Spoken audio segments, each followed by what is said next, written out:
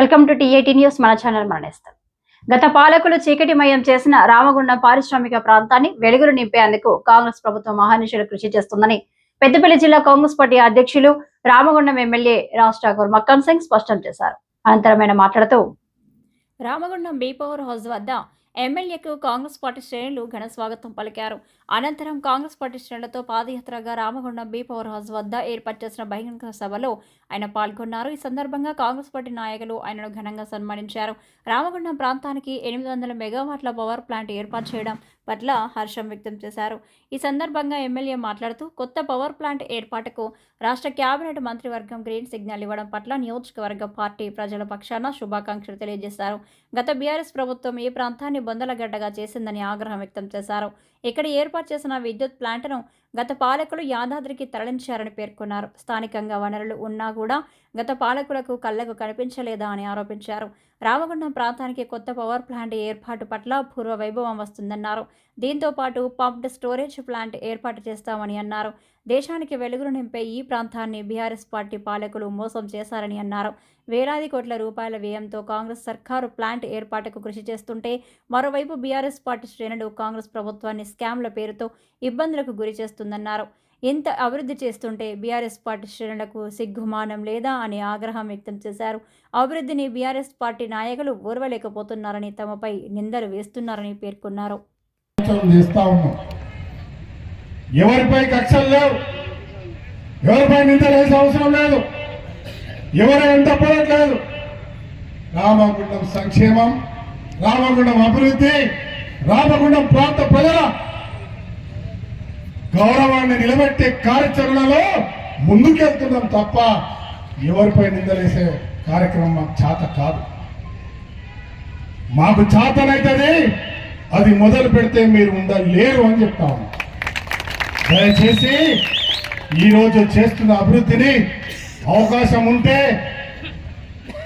అభినందించండి, లేకపోతే ఎన్నికలప్పుడు చూసుకున్న ప్రజలు ఎవరి పక్షాన ఉంటారు. నేను మీ అందరి ద్వారా రామగుండం ప్రజలను కోరుతాను. ఈరోజు మీడియా ద్వారా ఇలా పోయిన ప్రభుత్వంలో ఉన్న హరీష్ రావు గారు ఇంకెవరో మాట్లాడుతున్నారు. రామగుండంకి వచ్చి జవాబు చెప్పాలనే ఆలోచనతో వచ్చిన, కానీ మీరందరూ కూడా ఘనంగా ఆహ్వానించి ఇక్కడ మొన్న క్యాబినెట్ అప్రూవ్ కాగానే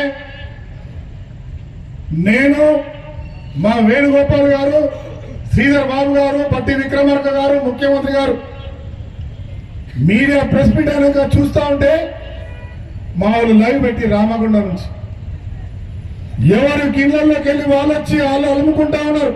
దసరా పండగ, రంజాన్ పండగ, క్రిస్మస్ పండగ ఇప్పుడే వచ్చింది రామగుండానికి, మళ్ళీ ప్రాణం వచ్చింది, చీకటి పడ్డ రామగుండానికి వెలుగుని వచ్చింది అని చెప్పి చాలా గర్వంగా మీరందరూ కూడా ఆ రోజు చూస్తూ ఉంటే మన ప్రాంతంలో రామగుండం, గోదావరి ప్రాంతాల్లో జరుగుతున్న సంబరాలు పాల్వంచలో, కొత్తగూడెంలో, బెల్లంపల్లిలో, మంచిర్యాలలో, ఎక్కడెక్కడైతే భూపాలపల్లిలో ఇవాళ బొగ్గుగని ప్రాంతాల్లో ఉన్నటువంటి దాదాపుగా ఒక 40 అసెంబ్లీ నియోజకవర్గాలకు సంబంధం ఉన్న ఈ ప్రాంత ప్రజల యొక్క చదువుకున్న వాళ్ళ ఆనందం, ప్రజల ఆనందం చూస్తూ ఉంటూ ఇది తెలంగాణ ప్రజల్లో ఇది కావాలి అని గట్టిగా ఉన్న కోరికను ఇవాళ మీరు నెరవేర్చినారు. మీకు ధన్యవాదాలను చెప్పినప్పుడు వారు అలా చూసి ఆనందపడ్డారు. చెప్తా ఉన్నా, ఏ పేదవాడి కడుపు కొట్టలే.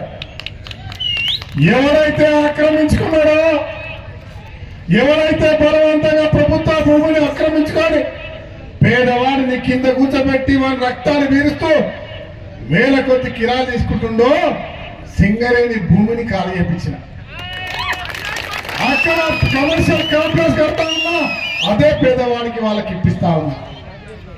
బస్ స్టాండ్ ముంగడ పేదవాళ్ళకి తీసినా వాళ్ళకి ఇచ్చినా పోయి అడగండి. ఇంకొక వైపు ఇస్తున్నా, ఇంకో జాలిస్తున్నా ఇలా రామగుండం కూడా వెడల్పు చేసిన ఏ పేదవాడికైనా నష్టం జరిగిందా ఒక్కసారి చెప్పండి. జరిగిందా ఒక్కసారి రామగుండంలో చెప్పాలి. ఈ పక్కన బ్రహ్మాండమైన కమర్షియల్ ప్లాన్ చేస్తా ఉన్నా. ఊహించని పరిణామం.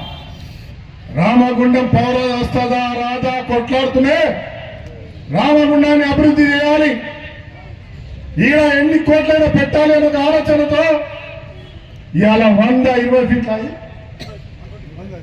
120 ఫీట్ల రోడ్ రాజీవ్ రహదారి ఎంత ఉంటుంది 100 ఫీట్లు.